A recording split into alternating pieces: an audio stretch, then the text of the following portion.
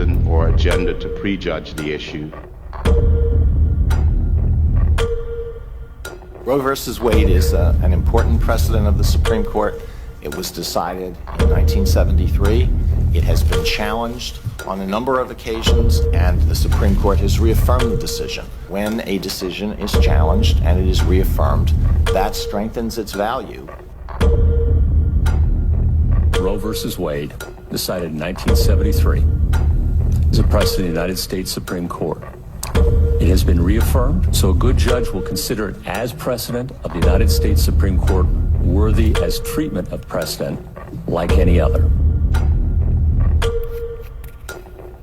As a judge, it is an important precedent of the Supreme Court. By it, I mean Roe v. Wade and Planned Parenthood versus Casey. Been reaffirmed many times. Casey is precedent on precedent. I do not believe that Brett Kavanaugh will overturn. Precedents are overturned all the time. They aren't overturned all the time. He views precedent not just as a legal doctrine, but as rooted in our Constitution. Neil Gorsuch, for whom you voted, don't you think he's probably going to vote to overturn Roe versus Wade if given the chance? I actually don't. Roe is not a super precedent because calls for its overruling have never ceased, but that doesn't mean that Roe should be overruled.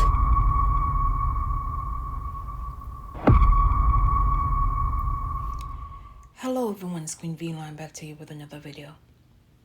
This video pertains to the Georgia State top health official dismissing all members as they investigate pregnancy-related maternal unalivings. This is due to the public being notified to the transitioning, the preventable unalivings of two mothers by the name of Amber Thurman and Candi Miller. Before I go any further, I would like to extend my condolences to the families that are grieving during this difficult time, known and unknown. According to CBS, Georgia's top health official dismissed all members of a state committee that investigate pregnancy-related maternal unalivings after the leak, assuming a committee member of information about two such unalivings. In a letter first reported by ProPublica and dated November 8th, State Public Health Commissioner Dr. Toomey said whoever shared the information violated state law and a confidential agreement signed by committee members. An agency investigation wasn't able to identify the leaker. ProPublica reported in September that internal reports showed the Georgia Maternal Mortality Review Committee determined the two unalivings of two women were preventable, but found that doctors were hesitant to perform a procedure that could have saved their lives because of the state's strict abortion policies. ProPublica said the dismissal of the board members came as a result of obtaining the internal reports on the two unalivings of Amber Thurman and Candi Miller. The decision to disband the committee seems very abrupt, said Monica Simpson, who is the executive director of Sister Song Women of Color Reproductive Justice Collective, one of the groups that sued Georgia over the state's abortion ban beyond 6 weeks of pregnancy.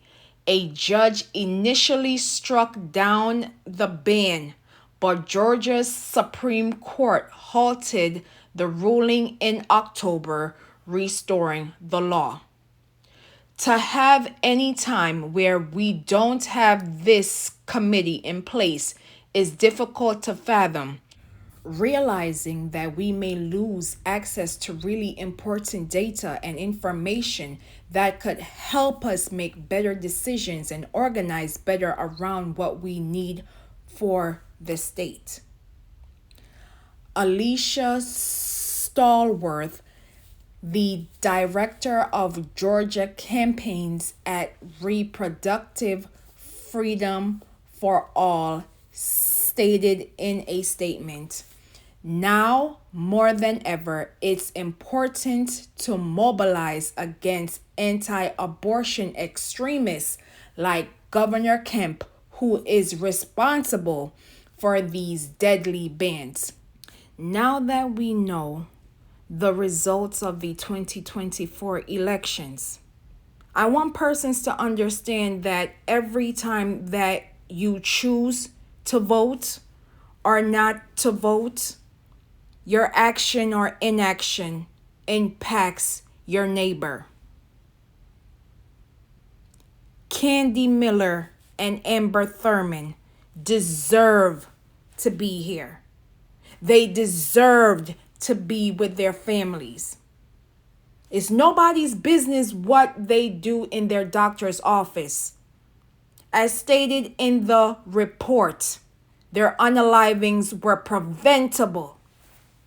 Preventable.